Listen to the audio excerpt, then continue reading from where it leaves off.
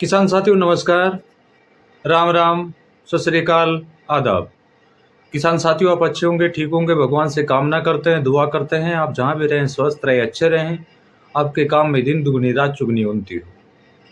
किसान साथियों मैं अमित महिला तहसील लोहारू डिस्ट्रिक्ट भिवानी हरियाणा का स्थायी निवासी हूँ और आज भी आप लोगों के बीच में एक महत्वपूर्ण जानकारी लेके हम हाजिर हुए हैं।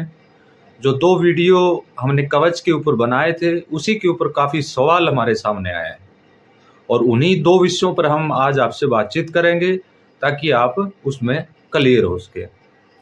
तो सबसे पहले मैं निवेदन एक और करना चाहूँगा, जो साथी नए आए हैं जिन्होंने चैनल को सब्सक्राइब नहीं किया प्लीज़ करने का कष्ट करें ताकि आगे आने वाले हर वीडियो का नोटिफिकेशन आपको पहुँच सके। तो साथियों सबसे पहले सवाल हमारे सामने आया कि जी जो हम कवच का छिड़काव हमारे पौधों पर करेंगे तो उसके ऊपर लेयर बनेगी, यानी जो कवच की लेयर बनेगी, क्या उसकी वजह से पौधे ऑक्सीजन लेना वातावरण से नुकसानदायक होगा? यानी वो ऑक्सीजन ले पाएँगे, नहीं ले पाएँगे? या जो अन्य छिड़काव हम पत्तों के ऊपर करेंगे, उससे जो छिड़काव हम करते हैं, अन्य किसी का कवच के अलावा, कवच करने के बाद, क्या वो पौधा उसको ले पाएगा? तीसरा उसमें प्रकाश संश्लेषण की जो है वो स्थिति बनी रहेगी या नहीं रहेगी। तो किसान साथियों एक चीज़ मैं आपको बता देता हूँ एक छोटा सा उदाहरण देके। हम अपने हाथों को जैसे रूखापन हो जाता है, तेल लगाते हैं, पाउडर लगाते हैं, दवा लगाते हैं, कुछ भी कोई भी चीज़ लगाते हैं, क्या वो हमारी जो छोटी-छोटी जो हमारे शरीर में जो हैं उनसे पसीना निकलता है या जैसे भी होता है, क्या दवा लगाने के बाद वो बंद हो जाता है? बिल्कुल नहीं होता है।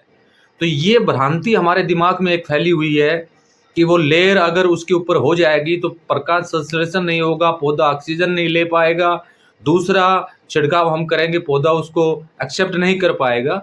तो ये भ्रांतियाँ आपकी बिल्कुल गलत हैं। ऐसा कुछ नहीं होना है। लेयर बनने का कारण ये है, लेयर ओनली उन कीटों के लिए बनेगी जो हमारे लिए शत्रु कीट हैं, जो हमें नुकसान पहुँचाते हैं। माननीय चंद्रा जी ने अपने वीडियो में बताया भी है कि एक बार कवच का छिड़काव करने के बाद 20 से 25 दिन 1 माह तक छिड़काव करने की आपको आवश्यकता नहीं पड़ेगी, क्योंकि जो पावर जो पौधे को मिल गई है, जो हमने कवच उसके ऊपर डाला है, वो एक ऐसा लेपन हो गया कि कीट उसके ऊपर नहीं आएगा। उसमें ये नहीं होगा कि आप छिड़काव करेंगे उसको पौधा नहीं लेगा, बिल्कुल गलत बात है। प्रकाश संश्लेषण होगा नहीं होगा, वो भी बिल्कुल गलत बात है। पौधा ऑक्सीजन लेगा नहीं लेगा, वो भी गलत बात है। यानी पौधा वैसे का वैसा रहेगा, उसके कारण कवच के कारण पौधे का कोई भी जो मिही जो उसके अंदर होते हैं जिससे प्रकाश संश्लेषण का कार्य पूरा करता है, ऑक्सीजन पौधा लेता है या ऑक्सीजन या कोई भी छिड़काव हम करते हैं उससे पत्तों के माध्यम से सीधा पौधा उसको एक्सेप्ट करता है, वो उसी तरह करता रहेगा। यानी कहने की बात यह है कि लेयर बढ़ना हमारे लिए कोई भी नुकसानदायक नहीं है। आप बेझिझक होके उसके ऊपर छिड़काव करवाइए कवच का।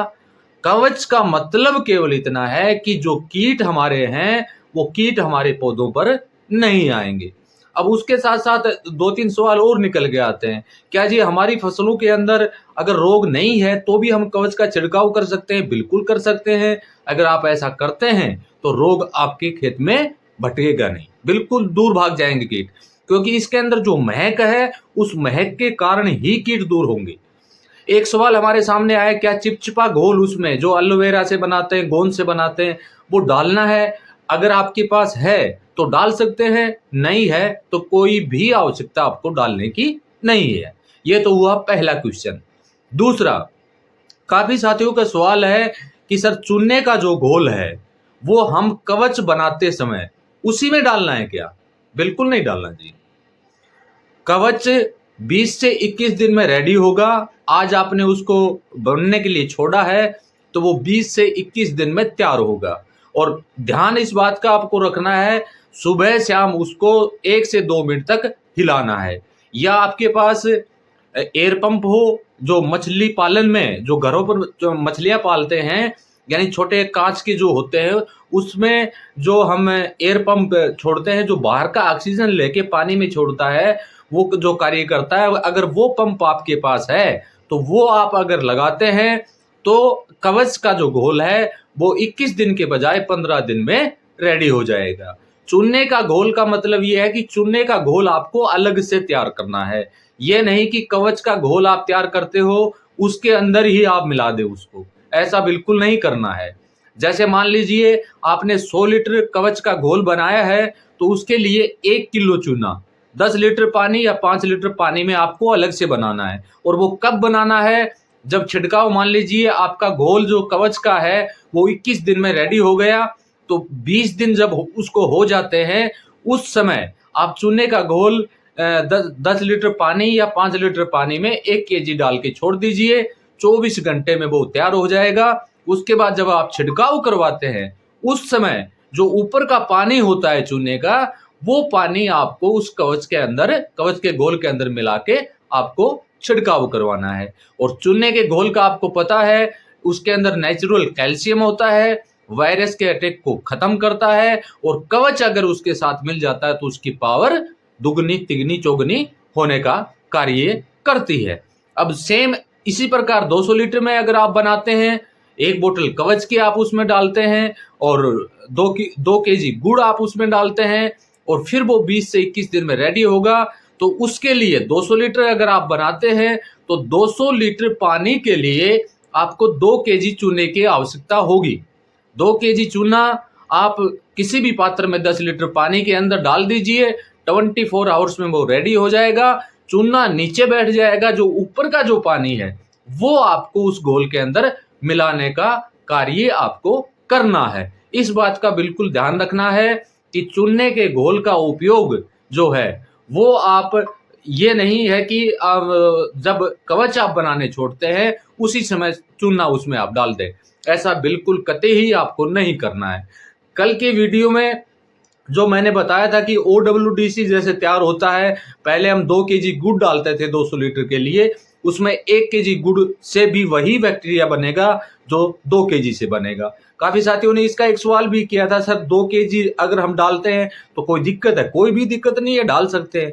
फिर सवाल ये भी निकल के हमारे सामने आया, क्या कवच के घोल में भी हम 200 लीटर में 1 केजी गुड़ डाल सकते हैं? नो, बिल्कुल नहीं, उसमें 2 केजी ही गुड़ आपको डालना है। इस बात का अभी आपको ध्यान रखना है। जब तक माननीय चंद्रा जी की तरफ से कोई भी आदेश पारित नहीं हो जाता है, उनकी तरफ से कोई ऐसा उदाहरण हमारे सामने नहीं आता है, तब तक हम बिल्कुल इस बात को निराधार करते हैं कि 1 केजी 200 लीटर कवच का घोल बनाने में गुड़ का उपयोग कर सकते हैं। बिल्कुल नहीं करना है, उसमें 2 केजी ही गुड़ आपको डालना है। इन बातों का विशेष रूप से आपको ध्यान रखना है। आशा करता हूं आज मेरे द्वारा दी गई जानकारी से आप सहमत होंगे। फिर भी अगर आपको किसी तरह के सवाल या किसी तरह के क्वेश्चन अब भी आपके दिमाग में पनप रहे हैं तो वीडियो के नीचे कमेंट बॉक्स में आप कमेंट कीजिए, या मेरे वीडियो पर दिए गए व्हाट्सएप नंबर के ऊपर आप मैसेज भेज के भी पता कर सकते हैं अगर कोई सवाल और भी अगर आपका रह गया हो तो। अब मैं वीडियो को ज़्यादा लंबा नहीं करूँगा। जिन साथियों को गाढ़ा गोमूत्र, जिन साथियों को कवच, जिन साथियों को तरल OWDC अगर चाहिए तो वीडियो पर दिए गए व्हाट्सएप नंबर के ऊपर मैसेज करके आप मंगवा सकते हैं। लेकिन 2 सवाल जो आपके सबसे महत्वपूर्ण थे वो मैंने कवच की तरफ से वो क्लियर कर दिया है। अब शायद आशा करता हूं कि ये क्वेश्चन आपके दिमाग में नहीं रहेंगे, और इस वीडियो को जितना हो सके उतना आप शेयर करने का काम करें ताकि अन्य किसानों के भी अगर ये सवाल हैं तो वो इस वीडियो को देख पाएं। इसी के साथ नमस्कार, जय हिंद, जय भारत।